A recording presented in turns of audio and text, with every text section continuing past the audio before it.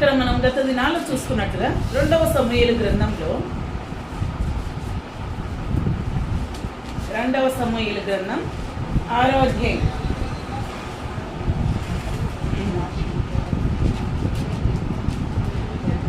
యెహోవా మందసం దావీదు యెహోవాకు భయపడి. కారణం ఏంటి? దావీదు యెహోవాకు భయపడిన కారణం ఏంటి? పైన ఏం జరిగింది? ప్రాణాపాయం జరిగింది. ఎందుకు? తన సొంత తలంపులు, తన సొంత ఆలోచనలు తనకేం కలుగజేస్తా వచ్చినాయి? ప్రాణాపాయాన్ని కలుగజేస్తా వచ్చినాయి. క్రైస్తవ జీవితంలో సొంత తలంపులు అనేటివి ఎప్పుడైతే మనం ప్రభువుని అంగీకరిస్తామో, ప్రభు యొక్క శిరస్తత్వానికి మనం అప్పగించుకోవాలి, ప్రభు యొక్క రాజరికం, ప్రభు యొక్క ప్రభుత్వానికి మనం అప్పగించుకొని నడిపింపబడినట్లయితే మనము ఆశీర్వాదాన్ని చూస్తాం. దావీదు ఎంత గొప్ప రాజు అయినప్పటికీ, దావీదు ఎంత హృదయానుసారుడైనప్పటికీ, మరి తన సొంత ఆలోచనలు నెరవేర్చడము అనేది దేవుడు ఓర్చుకోలేకపోయినాడు. ఎంత గొప్ప వాళ్ళైనా కూడా దేవునికి అది అనవసరం.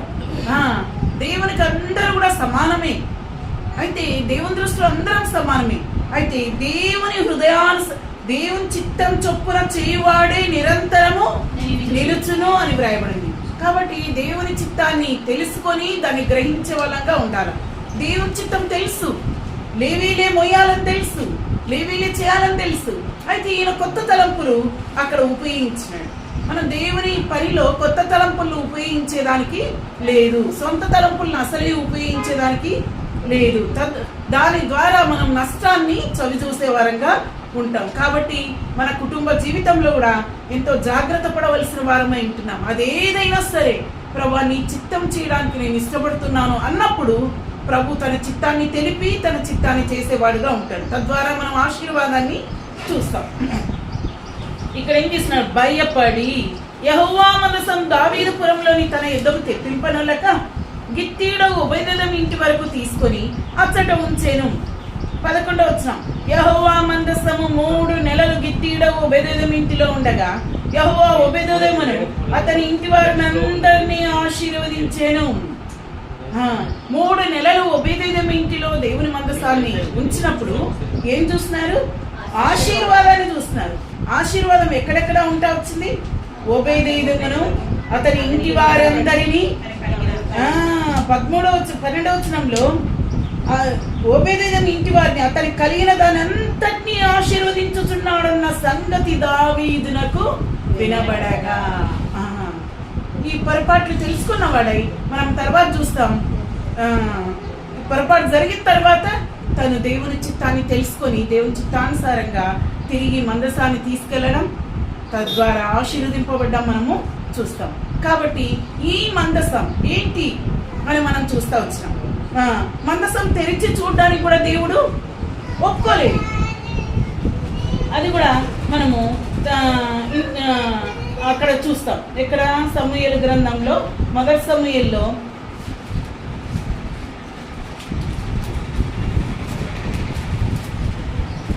మందసం వస్తుందంటే వాళ్ళు తెరిచి చూస్తారు. ఇక్కడ 6వ అధ్యాయం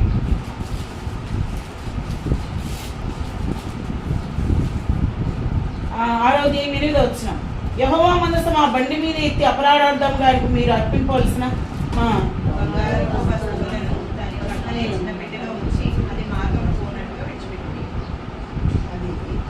తర్వాత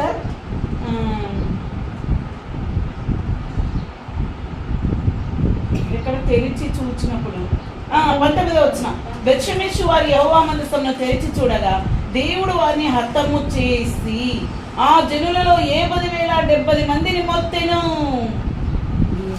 అంటే అది కూడా దేవుడు ఒప్పుకోలేదన్నమాట. దేవుని మందసాన్ని తెరిచి చూడడం అనేది కూడా దేవునికి ఇష్టం లేదు. అంటే దేవుని కార్యాలు దేవునికే వదిలిపెట్టాలి. దాన్ని మనుషుడుగా మనం వెళ్ళి శోధించేదానికి, దాన్ని కలిగిపెట్టేదానికి అది ఎంత మాత్రము అంగీకరించబడదు. కాబట్టి ఈ మందసంలో ఏముందని హెబ్రీ పత్రికలో మనం చూస్తా వచ్చినాం. 3 వస్తువులు ఉన్నాయని మనం చూస్తా వచ్చినాం. ఏంటి?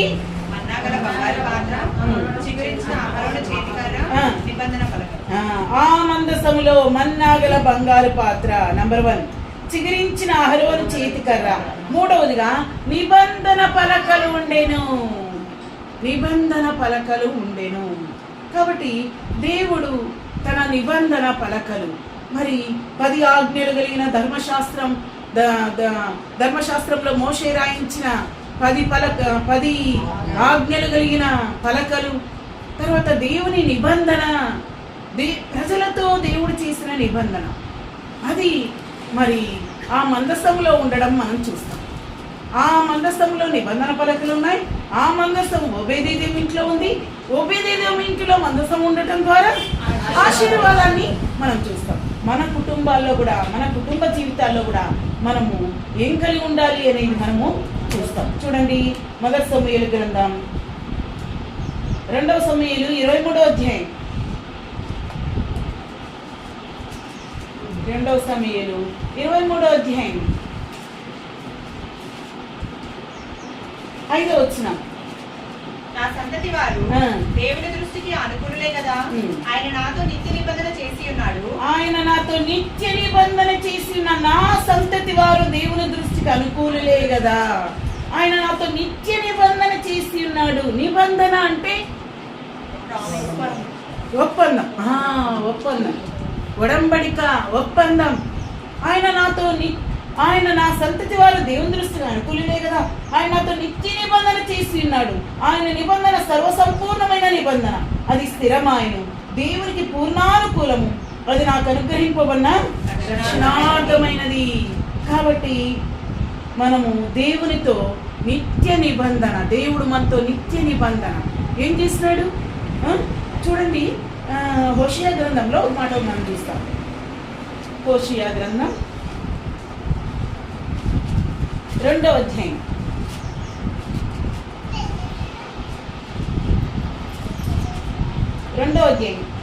19 and 20, 19 మరియు 20.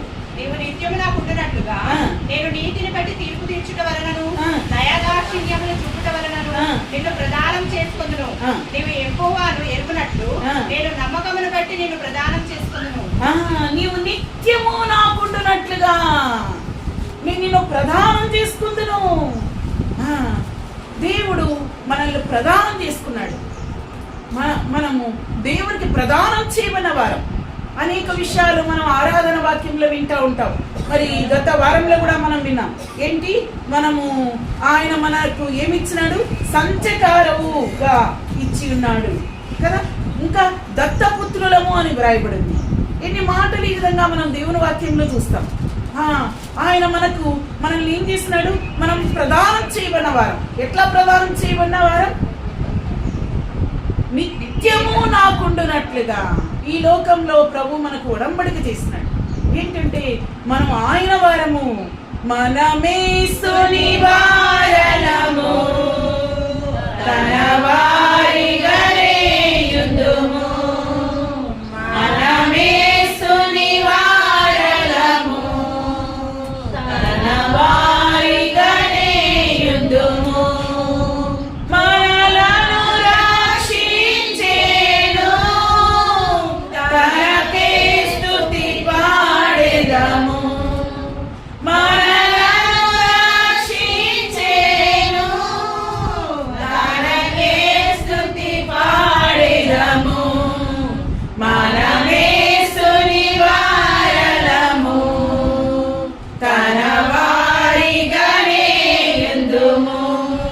గ్రంథం 55వ అధ్యాయం 3వ వచనం. యెషయా గ్రంథం 55వ అధ్యాయం 3వ వచనం.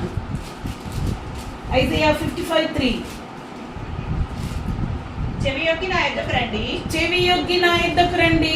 మీరు వినిన ఎడల మీరు బ్రతుకుదురు, మీరు వినిన ఎడల మీరు బ్రతుకుదురు. నేను మీతో నిత్య నిబంధన చేసేదను, నేను మీతో నిత్య నిబంధన చేసేదను. దావీదునకు చూపిన శాశ్వత కృపను మీకు చూపుదును. దావీదునకు చూపిన శాశ్వతమైన కృపను నేను నీతో నిత్య నిబంధన, నీవు నిత్యము నాకుంటున్నట్లుగా నేను నిన్ను ప్రదానం చేసుకున్నాను. నేను నీతో నిబంధన చేస్తున్నాను. చెవియొగ్గి నా యొద్దకు రండి, మీరు వినిన ఎడల మీరు బ్రతుకుదురు. చాలా సార్లు చెవిగలవాడు విన్నుగాక, చెవిగలవాడు ఆత్మ సంగములతో చెప్పుచున్న మాట విన్నుగాక. అంటే మనం అనేక సార్లు వింటాం కానీ దాని ప్రకారం నడుచుకుంటే క్రైస్తవులంగా ఉండాలి. చాలా మంది క్రైస్తవుల్లో 100కు మరి చాలా తక్కువ %లో మరి వాక్యం ఏం చెప్తున్నారా, నేనేం చేయాలనా, వాక్యం ఎలాగుంది, నేను ఎలాగ నడుచుకుంటున్నా, నా పిల్లలు ఏ విధంగా ఉంటున్నారు. ఒకసారి ఒక అక్క చెప్పింది, సూళ్ళూరుపేటలో ఆ సిస్టర్ ఏం చెప్పిందంటే, సిస్టర్ మరి మేము ఏం ప్రయత్నం చేస్తామంటే వాక్యానుసారం, వాక్యం ఎట్లుందా, వాక్య ప్రకారం మేము నడుచుకోవాలని మా ఆశ సిస్టర్. అట్లనే మేము ప్రయత్నం కూడా చేస్తూ ఉంటాం. మేము భయపడతా ఉంటాం, మేము వాక్యానికి విరుద్ధంగా మేము ఏమైనా ప్రవర్తిస్తున్నామా అని మేము భయపడతా ఉంటాం సిస్టర్. చూసినారా, అటువంటి హృదయం మనం కలిగి ఉండాలి. వాక్యానికి విరుద్ధంగా నేను ప్రవర్తిస్తున్నానా, లేకపోతే వాక్యానుసారంగా నేను బ్రతుకుతున్నానా? చెవి యొగ్గి నా యుద్ధకు రండి, మీరు వినిన ఎడల బ్రతుకుదురు. ఫలించు వారిలో మనం చూస్తూ వచ్చినాం. నేను తిరిగి జ్ఞాపకం చేస్తున్నాను, ఎవరు ఫలించినారు? నా మాట విని యోగ్యమైన మంచి మనస్సు కలిగిన వారు. వాళ్ళు ఎట్లా ఫలిస్తారు? 30 60 100 విని గ్రహించి, వినాలా, గ్రహించాలా, వాటి ప్రకారం మనం చేయాలి. ఏం చెప్తుంది వాక్యం? వాక్యానికి విరుద్ధంగా మనం చేయటం ద్వారా మనం జీరో. ఎంత చేసినా కూడా అది జీరో. వాక్యానుసారంగా మనం ప్రవర్తించవలసిన వారమై ఉంటున్నాం. చూడండి, దేవుడు అబ్రహాంతో కూడా దేవుడు నిబంధన చేసినాడు. ఎటువంటి నిబంధన? ఆదికాండం 17వ అధ్యాయం 2వ వచనం. ఆదికాండం 17వ అధ్యాయం 2వ వచనం. నాకును నీకును మధ్య నా నిబంధనను నియమించి నేను అత్యధికంగా అభివృద్ధి పొందించదనని అతనితో చెప్పాను. నాకును నీకును మధ్య నిబంధన. ఎటువంటి నిబంధన? నాకును నీకును మధ్య నా నిబంధన నియమించి నిన్ను అత్యధికముగా అభివృద్ధి పొందించేదను. చూస్తున్నారా, దేవునితో ఎటువంటి అటాచ్మెంట్? అబ్రహాము దేవుని స్నేహితుడని అబ్రహాము పేరు పొందినాడు. దావీదు దేవుని హృదయానుసారుడుగా పేరు పొందినాడు. కాబట్టి అబ్రహాంతో దేవుడు ఎటువంటి నిబంధన చేసినాడు? నిన్ను అత్యధికంగా అభివృద్ధి పొందిస్తా. మన క్రైస్తవ జీవితాల్లో కొంతమంది మరి ఎట్లుంటారంటే, మరి ప్రభువుని అంగీకరించిన తర్వాత, ప్రభు మన ఇంటిలోకి వచ్చిన తర్వాత మన జీవితాల్లో ఆత్మీయమైన అభివృద్ధిని మనం చూడవలసిన వారమై ఉంటున్నాం. ఆత్మీయమైన మన హృదయాల్లో ఉండే మత్సరం, ఓర్వలేనితనం, మన హృదయాల్లో ఇతరులను గుర్చిన చెడు ఇవన్నీ కూడా తొలగించుకోవాలి. చూడండి, మరి యెహోషువ వేగుల వారిని పంపించినప్పుడు మరి ఇద్దరే చేరడానికి కారణమేమి? నిండు మనసుతో. వాళ్ళు ఏం చెప్పినారు యెహోషువకు? మంచి సమాచారం, గుడ్ న్యూస్. కొంతమంది ఎప్పుడు కూడా రాంగ్ న్యూస్ చెప్పడానికి, ఒకరిని గురించి ఒకరికి చాడీలు చెప్పడానికి ఇష్టపడతా ఉంటారు. దేవుని బిడ్డలంగా మనలో అది ఇంటూ చేయబడాలి. మనము ప్రభువుకు సమీపంగా ఉండే కొలది మనలో ఉండేది చేదంతా కూడా తొలగించుకుంటారు. చాలాసార్లు క్రైస్తవులు క్రిస్మస్ ముందుగా, ఈస్టర్ ముందుగా ఇల్లంతా క్లీన్ చేసుకుంటూ ఉంటారు. ఆ డబ్బాలన్నీ, పాతవన్నీ, వాడనోటివన్నీ తీసేస్తూ ఉంటారు. కొంతమంది తీసేసినవి కూడా ఇంకా పక్కన పెట్టుకుంటారు, ఇంకా ఏమైనా ఉపయోగపడతాయా అని కదా. నో, వాటిని ఏం చేయాలా? అవి ఎక్కడికి పోవాలో అక్కడికి వెళ్ళిపోవాలి. మరి ఇక్కడ వస్తారో రారో, నేను వరంగల్లో ఇంతవరకు వెళ్ళా కానీ ఏమని వస్తూ ఉంటారు? వస్తారా? పాత వస్తువులు తీసుకుంటా, కొత్తవి ఇస్తాం. మన ప్రభు కూడా వచ్చినాడు మన దగ్గరికి, ఏమని? పాత తీసుకుంటా, నీ కొత్తది ఇస్తా. మనం ఏమంటున్నాం? పాతదే నాకు కావాలా కదా, పాతదే నాకు కావాలా, కొత్తది నాకు వద్దు. పాతది మన పాత స్వభావం. మనం ఇంతకుముందు చూస్తూ వచ్చినాం, అంధకారమైన మనస్సు కదా. మనస్సును గురించి చాలా విషయాలు ప్రభు మనకు చూపిస్తూ వచ్చినాడు. ఇంకా ఎటువంటి మనస్సు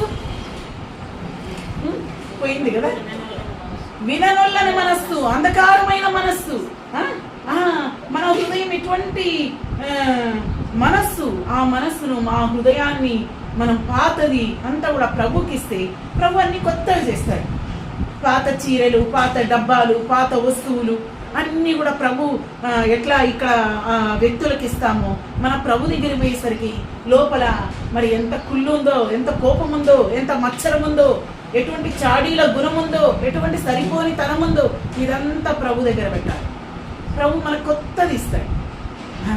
కొత్త పిల్లలకన్నీ కొత్త ఇష్టం, కొత్త కారు ఇష్టం. మా చిన్నోడు ఉంటాడు, ఎన్ని కార్లు ఉన్నా కూడా కొత్త కారు చూస్తానే అబ్బా ఆయన ముఖం ఇంత వెలిగిపోతుంది.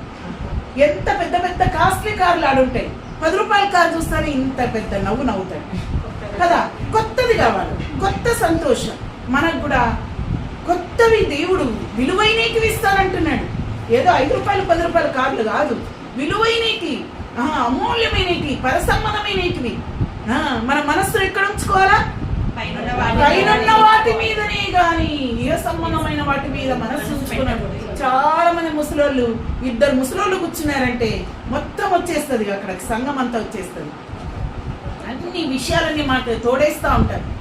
దేవుడు వృద్ధులకు ప్రత్యేకమైన వరాన్ని బైబిల్లో ఇచ్చినాడు.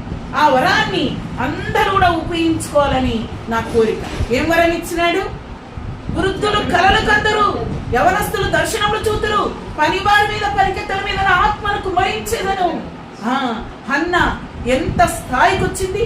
పెద్దలతో కూర్చొని దేవుని గుర్చిన, ప్రభువును గుర్చిన మాటలు మాట్లాడుతూ ఉంది. ఎవరు పెద్దలు?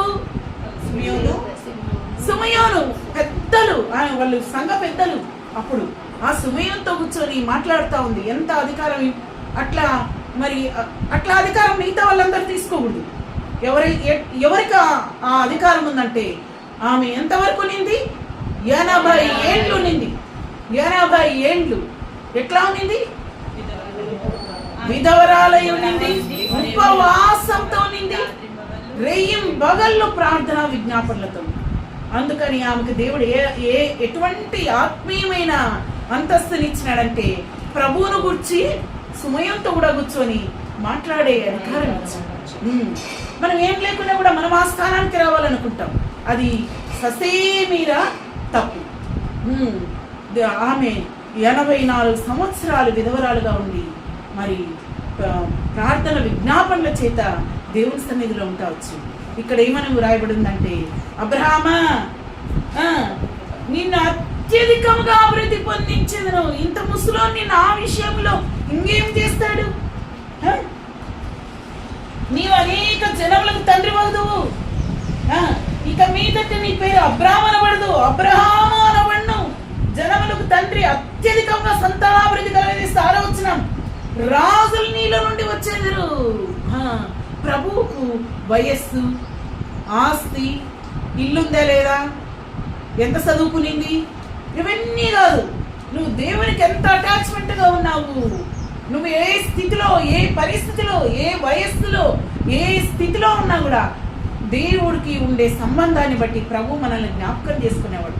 ఆ స్థితిలో వచ్చి నిన్ను ఆశీర్వదిస్తా ప్రభు మనల్ని కూడా జ్ఞాపకం చేసుకునేవాడు. ఇంకా చూడండి ఇంకొక నిబంధన, సంఖ్యాకాండం 25వ అధ్యాయం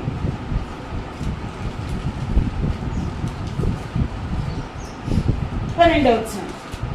కాబట్టి నీవు అతనితో ఇట్లనము, అతనితో నేను నా సమాధాన నిబంధనలు చేయించున్నాను, అది నిత్యమైన యాజక నిబంధనగా అతనికి అతని సంతానములకు కలిగి ఉండును. ఎవరితో అంటున్నాడు?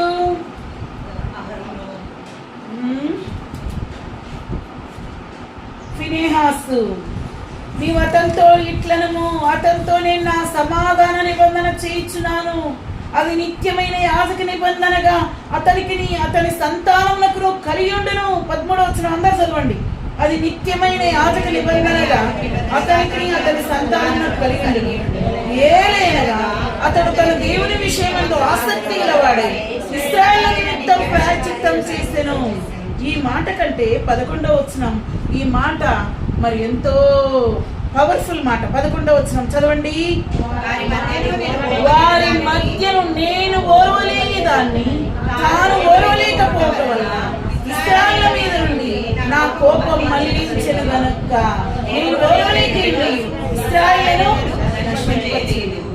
ఇక్కడ ఒక ప్రాముఖ్యమైన విషయం ఏంటంటే, మరి ఎంతమంది ఉన్నారో కొంతమంది అయినా గ్రహించండి. ప్రభు ఎటువంటి వ్యక్తుల కొరకు వెతుకుతున్నాడు అంటే గుంపులు గుంపులు కాదు, గుంపులు గుంపులు పోతాము. అయితే ప్రభువుకి ఎటువంటి విధానంలో మనం జీవిస్తున్నాం, మన జీవితం ఎలాగుంది. ఇక్కడ ఒక మంచి మాట చెప్పండి. నేను ఓర్వలేని దాన్ని తాను ఓర్వలేకపోవుట వలన ఇశ్రాయేలు మీద నుండి నా కోపం మళ్లించెను.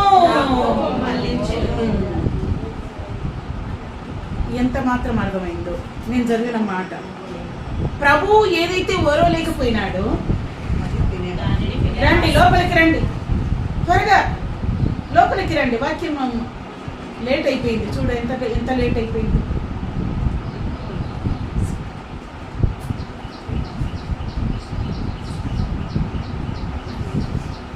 టైం చూసుకోవాలి. నేను ఓర్వలేని దాన్ని తాను ఓర్వలేక ఉండటం వలన నా కోపం మళ్లించెను. ఈ మాటను ప్రభు ఎంతగా ఇష్టపడినాడంటే ఈ మాట మళ్ళీ వ్రాయబడింది. ఎక్కడ వ్రాయబడింది చెప్తారా? కీర్తన గ్రంథం రా ఇక్కడ లోపలికి ఇక్కడ కూర్చో, అందరూ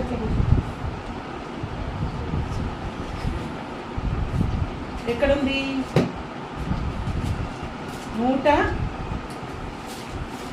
106వ అధ్యాయం 106వ అధ్యాయం 30వ వచనం.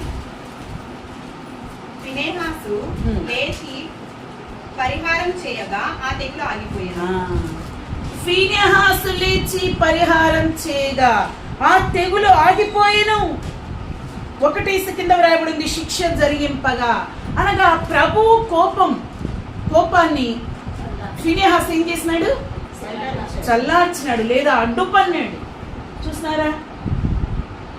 ఆ వీధిలో, ఆ ఇంటిలో, ఆ స్థలంలో నువ్వు ఉండావంటే నిన్ను బట్టి ఏం కావాలి? దేవుని కోపం చల్లారాలి. దేవునికి ప్రజలకు మధ్య అడ్డుపడే వ్యక్తులంగా ఉండాలి. ఏంటి మామూలు బ్రతుకు? అందరూ బ్రతుకుతున్నారు, మనం బ్రతకడం. అందరు తింటున్నారు, మనం తినడం. అందరు కట్టుకుంటున్నారు, మనం కట్టుకుంటున్నాం. అందరిలాగా మనకు స్వార్థం పోలే. మన రక్తం అంతా స్వార్థమే. మనమే ఉండాలా, మనకే ఉండాలా, మనదే ఉండాలా, నాకేముండాలా, నేనే తినాలా, స్వార్థం. ఇది క్రైస్తవ జీవితం కాదండి. ఇట్లా ఉన్నింటి ఇండియాకి ఇంత సువార్త వచ్చిండేది కాదు. ఇట్లా ఉన్నింటి ఇండియా ఇన్ని లక్షల మంది పరిశుద్ధులు లేపబడిండే వాళ్ళు కాదు.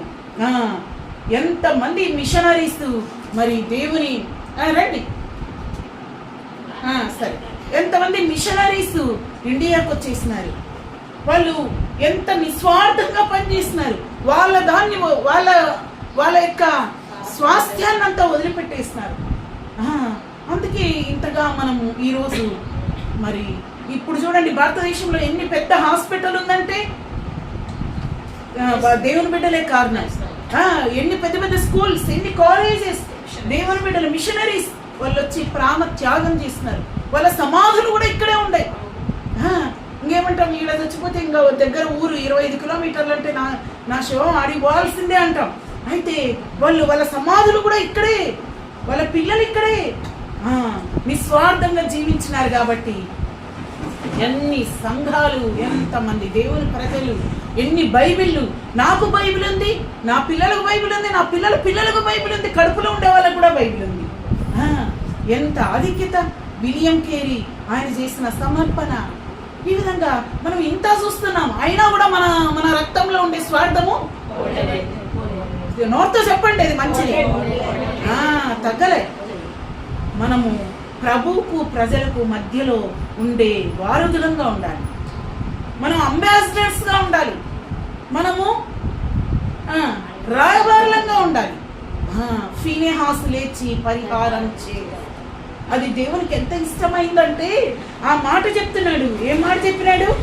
నేను ఓర్వలేని దాన్ని తాను ఓర్వలేకపోవటం వలన ఇశ్రాయేలు మీద నుండి నా కోపం మళ్లించిన గనుక నేను నా సమాధాన నిబంధన చేయించున్నాను. అది నిత్యమైన యాజక నిబంధనగా అతనికి అతని సంతానమునకు కలిగి దేవుని బిడ్డలారా, మన పిల్లలకు కూడా మేలు పోవాలి, మన పిల్లలకు కూడా క్షేమం పోవాలంటే మనం చేసే మంచి క్రియలు, మనం చేసే పనులు, సమాధాన నిబంధన, ప్రజలకు దేవుని కోపాన్ని చల్లార్చినాడు. సమాధాన నిబంధన ప్రభువు చేసినాడు.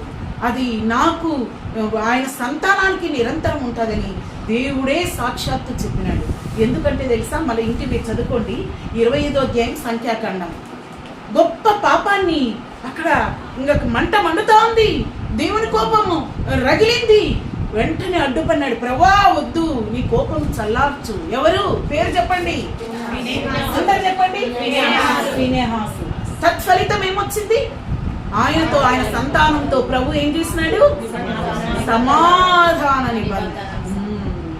కాబట్టి మరి ఈ ఇంటికే అనుకోవద్దు, ఎప్పుడు కూడా చేరి వచ్చిన మనమందరం కూడా ఈ మాటలు మన హృదయాల్లో మనం పెట్టుకున్నాం. ఆ విధంగా సమాధాన నిబంధన ఎవరితో చేసినాడు? ఇంకా చూడండి, దేవుని వాక్యంలో యెషయా గ్రంథం 55వ అధ్యాయం చూసినాం కదా, 3వ వచనం, 54వ అధ్యాయం, 54వ అధ్యాయం.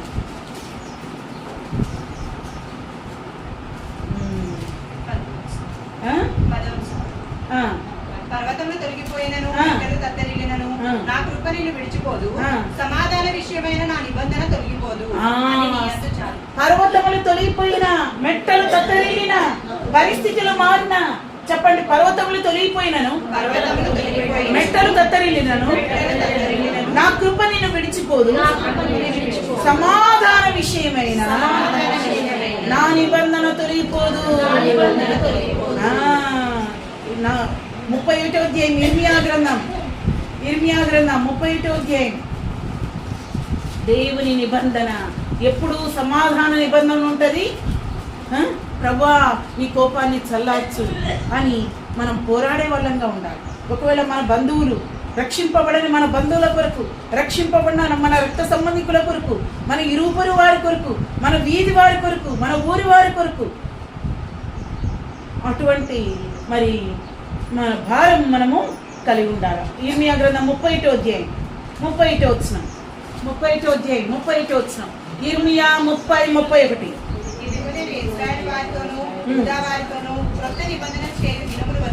ఇదిగో నేను ఇశ్రాయేలు వారితోను యూదా వారితోను కొత్త నిబంధన చేయి దినములు వచ్చుచున్నవి. ఇదే యెహోవా వాక్కు. ఇంత ముందు నేను చేసిన నిబంధన వంటిది కాదు. నేను వారి పెనిమిటినైన వారు ఆ నిబంధనను భంగం చేసుకుని, తర్వాత 33వ వచనం, వారి మనస్సుల్లో నా ధర్మ విధి ఉంచెదను, వారి హృదయం మీద దాని వ్రాసేదను. యెహోవా వాక్కు ఇదే, నేను వారికి దేవుణ్ణయుందును, వారు నాకు జనులయ్యుందురు, వారి మనస్సుల్లో నా ధర్మ విధి ఉంచెదను. బైబిల్కు పరిమితం కాదు, ఇక్కడ పరిమితం కాదు. ఎక్కడికి పోవాల వాక్యము? అందుకే వాక్యం నేర్చుకోండి, ముసలోళ్ళు నేర్చుకోండి. ఈ ప్రాయంలో ఏం నేర్చుకుంటాం అక్క, మా జ్ఞాపకం ఉండదు. ఎంత జ్ఞాపకం ఉన్నా కూడా, ఎంతైనా సరే అది లోపలికి తొయ్యాల. మనం వాక్యం లోపలితో నింపబడాల. ఎటువంటి? వారి మనస్సుల్లో నా ధర్మ విధి ఉంచెదను, వారి హృదయం మీద దాన్ని వ్రాసేదను, నేను వారికి దేవుణ్ణయుందును, వారు నాకు జనులయ్యుందురు. ఎప్పుడు? నేను వారికి దేవుణ్ణయుందును, వారు నాకు జనులయ్యుందురు. మత్తయి సువార్త 26వ అధ్యాయం. 26వ అధ్యాయం 28వ వచనం. ఇది నా రక్తం అనగా పాప క్షమాపణ నిమిత్తం అనేకుల కొరకు చిందింపబడుచున్న నిబంధన రక్తము. 1 కింద రాయబడింది, క్రొత్త నిబంధన రక్తము. ఏమని కొత్త నిబంధన చెప్తా ఉంది? నేను మీకు దేవుణ్ణి ఇందును, మీరు నాకు జనులై ఇందును. కొత్త నిబంధన ఏం చెప్తా ఉంది? ఆయన మన దేవుడు, మనం ఆయన ప్రజలం. లేవీకాండం 26:12 వచనంలో కూడా ఈ మాట ఉంది. 11-12 వచనాల్లో నేను మీ దేవుడను, మీరు నా జనులై ఇందురు. కాబట్టి ఇంకా చూడండి, హెబ్రీ పత్రిక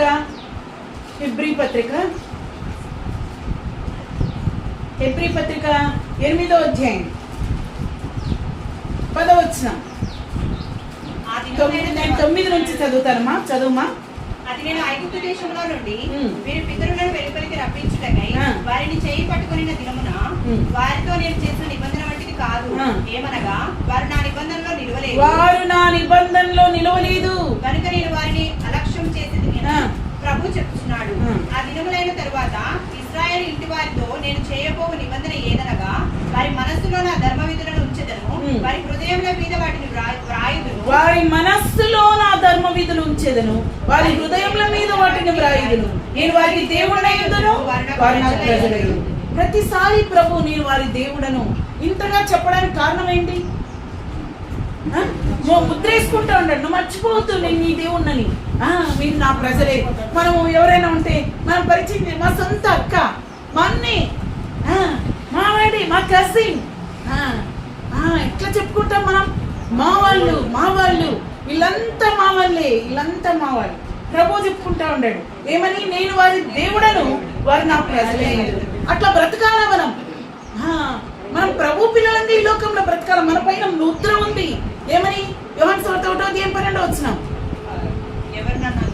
తన్నెందరూ అంగీకరించిన వారికి అందరికీ, అనగా తన నామమునందు విశ్వాసం ఉంచిన వారికి దేవుని పిల్లలు అంటే ఆయన ఆ పవర్ తో బ్రతకాలి ఈ లోకంలో. ఏదో సాదాసీదాగా బ్రతకద్దు. అన్ని జనులు ఎట్లుంటారో వాళ్ళు మనం అట్లే ఉన్నాం. ఏంటి డిఫరెన్స్? వాళ్ళకు మనకు మధ్యలో ఏంటి డిఫరెన్స్? మనము ప్రభు ప్రజలంగా, ఆయన మన దేవుడని, మేము ప్రభు పిల్లలం.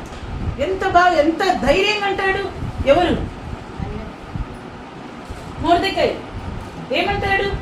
నేను యూదుడను గనక ఆ పని చేయజాలను.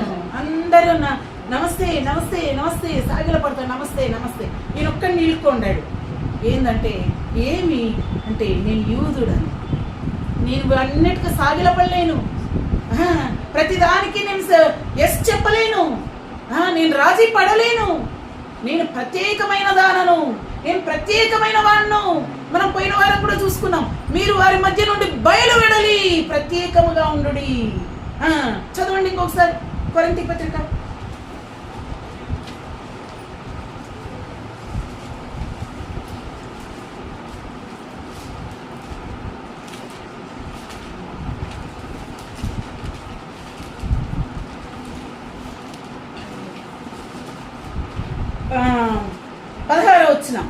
దేవుని ఆలయమునకు విగ్రహములతో ఏమి పొందిక? మనం జీవము గల దేవుని ఆలయమై 2 కొరింథీ 6:16. అందుకు దేవుడు ఇలా సెలవిచ్చుచున్నాడు, నేను వారిలో నివసించి సంచరింతును, నేను వారి దేవుడనై ఉందును, వారు నా ప్రజలై ఉందురు. కావున మీరు వారి మధ్య నుండి బయలువెళ్ళి ప్రత్యేకముగా ఉండుడి, అపవిత్రమైన దానిని ముట్టకూడని ప్రభు చెప్పుచున్నాడు. ఎట్లా బ్రతుకుతున్నాం మనం? సపరేటెడ్ పీపుల్ గా ఉండాలి. కొంతమంది ఎప్పుడు నవ్వులాటలే, ఎప్పుడు జోక్సే, కొంతమంది ఎప్పుడు తమాషాలే, కొంతమంది మాటలు సరసూక్తులు. అరే అన్ని జనులు మాట్లాడినట్లుగా మీరు మాట్లాడకూడదు అని వాక్యం చెప్తా ఉంటే ఎట్లా నువ్వు సరసూక్తులు మాట్లాడతావు? ఎంత భయం లేదు? కొన్నిసార్లు కొంతమంది అన్ని తమాషాలు తీసుకుంటారు. వాక్యం చెప్తాంటే కూడా తమాషా టైప్ చేస్తా అంటారు. వాక్యం చెప్తా అంటే కూడా ఒకవేళ దేవుడు ఎంత మోకాల మీద ఉంటారు దేవుని సన్నిధిలో వాళ్ళు. దేవుడు వాక్యం చెప్తాంటే ఎంత భయం లేదు మాట్లాడుకోవడానికి? తలదించుకొని ముసుగు కప్పుకొని మాట్లాడడానికి ఎంత భయం లేదు? దేవుని బిడ్డలారా, మనం దేవుని భయం కలిగిన వారంగా ఉండాలి. మీరు ప్రత్యేకంగా ఉండుడి, వారి మధ్యన నుండి బయలు వెళ్ళి ప్రత్యేకంగా ఉండుడి. నేను మీ దేవుడను, మీరు నా జనులైందురు. మనం ఇంట్లో ఉన్నా, మరి ఒక ఏదైనా ఫంక్షన్కి వెళ్ళినా, ఆఫీస్కి వెళ్ళినా, ఫ్యాక్టరీకి వెళ్ళినా, లేకపోతే ఎక్కడున్నా చిన్న చిన్న బిజినెస్ లో ఉన్నా నువ్వు ప్రత్యేకమైన దానం అని చూపించుకో. నేను ఆఫీస్కి వెళ్తాను కాబట్టి ఇవన్నీ ఉండాలా? ఎక్కడ చెప్పినారు? ఆఫీస్కి వెళ్తాను కాబట్టి అవన్నీ ఉండాలా? నువ్వు ఎక్కడున్నా కూడా నువ్వు ప్రత్యేకంగా ఉండాలి. నువ్వు సపరేట్గా. ఓ సిస్టర్ ఉంది తిరుపతిలో, ఆమె టీటీడీ క్వార్టర్స్లోనే ఉంది. టీటీడీ క్వార్టర్స్లో ఉండి ఇవన్నీ వేసుకుంటే ఏం వేసుకోరు, ఇట్లనే ఉంటుంది, దర్జాగా ఉంటుంది, ఇట్లనే నడుస్తుంది, ఏం భయపడదు. ఉంటే ఉంటుంది, పోతే పోతుంది ఆంటీ అంటది. ఉద్యోగం ఉంటే ఉంటుంది, గవర్నమెంట్ పోస్ట్ అంటే గవర్నమెంట్ అంటే ఆ టీటీడీ పోస్టే, ఇది అక్కడనే ఉంటుంది, ఆ క్వార్టర్స్లోనే ఉంటుంది. మేము చాలాసార్లు వెళ్తాం, వాళ్ళ ఇంటికి వెళ్తాం ప్రార్థన చేయడానికి. అయితే బైబిల్స్ కనపడనీయము అనుకోండి, ఎందుకంటే అవన్నీ టీటీడీ క్వార్టర్స్ కాబట్టి బైబిల్స్ కనపడనీయము. అయినా కూడా అక్కడనే నివసిస్తుంది. ప్రతి మీటింగ్కి వస్తుంది, బాగా మంచిగా బండ్లో వెనక కొడుకుని కూర్చోబెట్టుకొని. ఇప్పుడు కొడుకు కూడా పెద్దోడైనాడు. ప్రతి మీటింగ్కి వస్తుంది. అన్నీ ఒకసారి చెక్ చేయడానికి మందిరంలోకి వచ్చేసినారు. ఆమె గ్రూప్ తీసుకొని దాంట్లో కూర్చోంది. సండే క్లాస్లో ఫోటో తీసుకొని పోయినారు. ఎట్లా ఇస్తే భయపడుతున్నాం అంటే ఏముందంటే ఈ ఉద్యోగం ఉంటే ఉంటుంది, లేకపోతే ప్రభు కొరకు జీవిస్తాం అంతే కదా. సింపుల్గా నవ్వుతానే అంటది. నాకు భయం అవుతుంది, కాళ్ళు వణుకుతూ ఉంటాయి.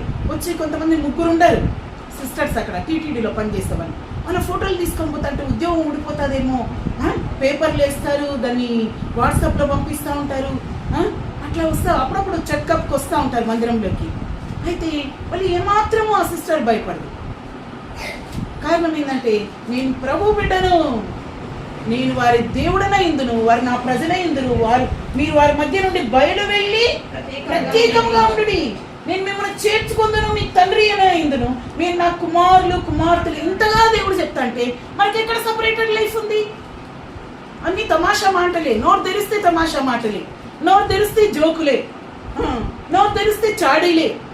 వాళ్ళని గురించి వీళ్ళకు, వీళ్ళని గురించి వాళ్ళకు. ఎట్లా అనిపిస్తుంది? అంటే అసలు ఎట్లా ఆరాధన చేస్తాం, ఎట్లా బలలో తీసుకుంటాం?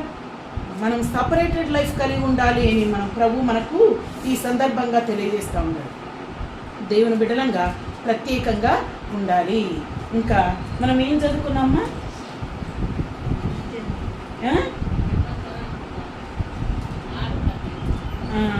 యెషయా గ్రంథం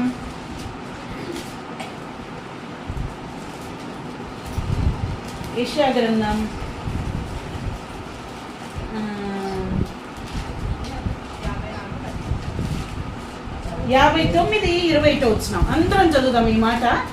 యెషయా గ్రంథం 59వ అధ్యాయం 20 వచ్చినాం. ఐజయా 59:21, 59:21. లోపలున్నా బయటున్నా ఇక్కడున్న అందరు కూడా చదువుదాం. 59:20. నేను వారితో నీ మీదనున్న నా ఆత్మయు, నేను నీ నోట నుంచిన మాటలను, నీ నోట నుండి, నీ పిల్లల నోట నుండి, నీ పిల్లల నోట నుండి ఈ కాలం మొదలుకొని ఎల్లప్పుడూ తొలగిపోవని యెహోవా సెలవిచ్చుచున్నాడు. ఈ మాటలు పట్టుకోండి. ఈ మాటలు ఎట్లా పెట్టుకోవాలా? ఎవరైనా ఒక జీవో వచ్చిందంటే ఆ జీవో వచ్చింది అందరికీ పాస్ చేసుకుంటాం. వాట్సాప్లో పంపించిన చూడండి అది మనకు, మనం పెన్షనర్స్ అయినా మనకు జీతం పెరిగిందంట కదా, పెన్షనర్స్ అయినా జీతం పెరిగిందంట అని అందరికీ పోయి జీవో ఉంది అని అన్నీ మనం షేర్ చేసుకుంటా ఉంటాం. మనకు ఈ మాటలు పరలోకం నుంచి వచ్చిన మాటలు పట్టుకుందాం. ప్రభువా, నేను నీ నోట నుంచిన మాటలు, నా నోట్లో ఏం మాటలు ఉన్నాయో అవి నా పిల్లలకు, నా పిల్లల నోట్లకి ఏం మాటలు వచ్చినాయో అవి ఎక్కడి పోలా? మనకేముంటుంది? నాకు ఒక ఇల్లు, నా పిల్లలకి ఆ పక్కన ఉండేది, నా పిల్లలకి ఆ స్థలం తీసి పెట్టినా. పుట్టినంగా వాళ్ళ పిల్లలు పుడితే కూడా భయం లే, వాళ్ళకు కూడా రాసిపెట్టి పెట్టినా. ఎంత మనం రిజర్వ్ చేసి పెడతామో అది అదంతా వాడి మారు మనసు పొందకుండా తిరిగి వాడితే ఏం లాభం? నేను ఏం నిబంధన చేస్తా ఉన్నాడు? చెయ్యి నిబంధన ఇది, నీ మీదనున్న నా ఆత్మయు, నేను నీ నోట నుంచిన మాటలు, నీ నోట నుండి, నీ పిల్లల నోట నుండి, పిల్లల నోట నుండి ఈ కాలం మొదలుకొని ఎల్లప్పుడూ అని యెహోవా. కాబట్టి ఈ మాట పట్టుకుందాం, ఈ ప్రామిస్ పట్టుకుందాం. ప్రభువా, నా పిల్లలు, నా నోట్లో మాటలు ఉన్నాయి, అవి నా పిల్లల నోట్లోకి రాలే. నా నోట్లో ఆరాధన ఉంది, స్తుతి ఉంది, కొత్త గీతం ఉంది, పిల్లల నోట్లోకి రాలేదే స్తుతి కొత్త గీతం. అట్లా పట్టుకుందాం. ఎప్పుడు ఎవరి మీదనో ఎందుకు, వేరే వాళ్ళని గురించిన విషయాలు ఎందుకు, వాటన్నిటిని కట్ ఆఫ్ చేసుకుంటా రావాలి. పనికి రాని తీగలు ఏం చేయాలా, ఎందుకు మీరు మరెక్కువగా ఫలించాలంటే పనికిరాని తీగలన్నీ కూడా కట్ ఆఫ్ చేసుకోవాలి. కాబట్టి మనం ప్రార్థన చేద్దాం. ఈ మాటలు పెట్టి మనము ప్రార్థన చేద్దాం. 112వ కీర్తనలో కూడా ఉంది, వారి సంతతి వారు భూమి మీద బలవంతులగులు అగుదురు అని వ్రాయబడింది 112వ కీర్తనలో. ఇంకా యెషయా గ్రంథంలో వ్రాయబడింది, జనములలో వారి సంతతి తెలియబడును, వారి సంతానము ప్రసిద్ధి నందును, యెహోవా ఆశీర్వదించిన జనమని వారిని చూచిన వారు ఒప్పుకొందురు. కాబట్టి దేవుని నిబంధన ఏంటంటే, నీ మీదనున్న నా ఆత్మ, నీ నోట నుండి నా మాటలు, నీ నోట నుండి, నీ పిల్లల నోట నుండి, నీ పిల్లల అది మన పిల్లల నోట్లే. మా వాళ్ళు ఉండరు, ఇంత బంగారు తీసిపెట్టిన ఏం భయం లేదు, ఇంత బంగారు తీసిపెట్టిన అంటారు. అది గ్రేట్ కాదు.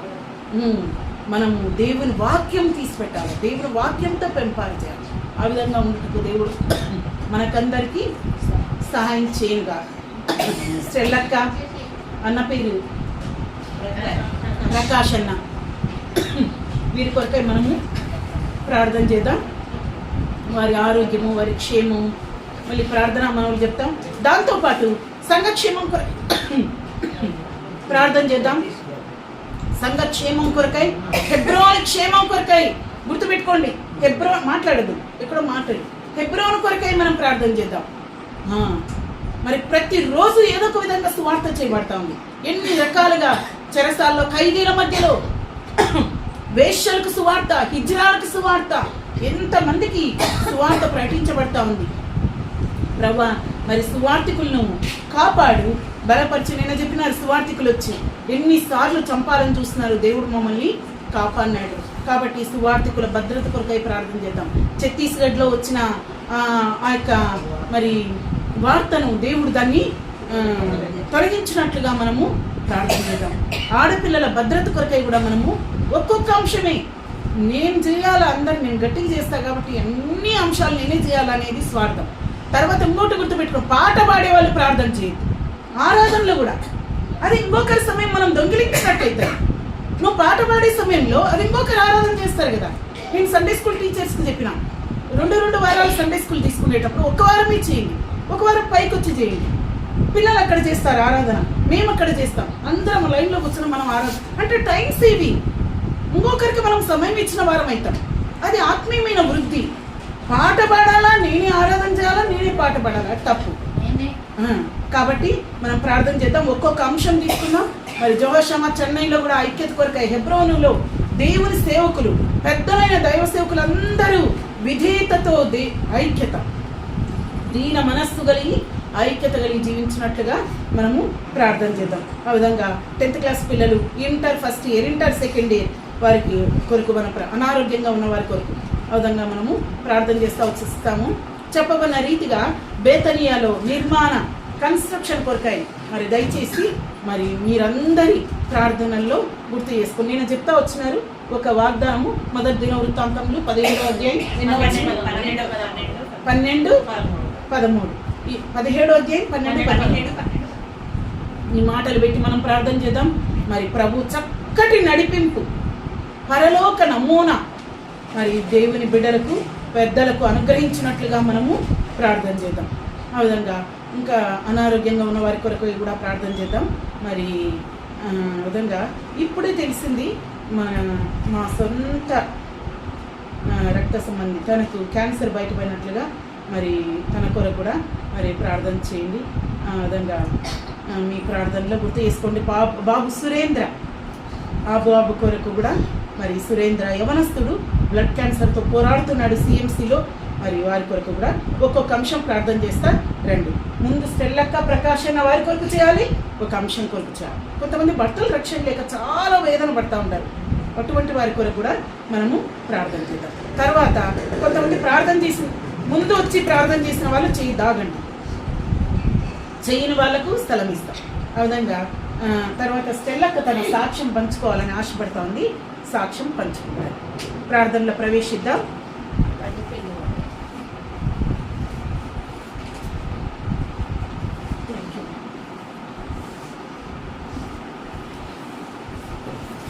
స్టార్ట్ చేయండి.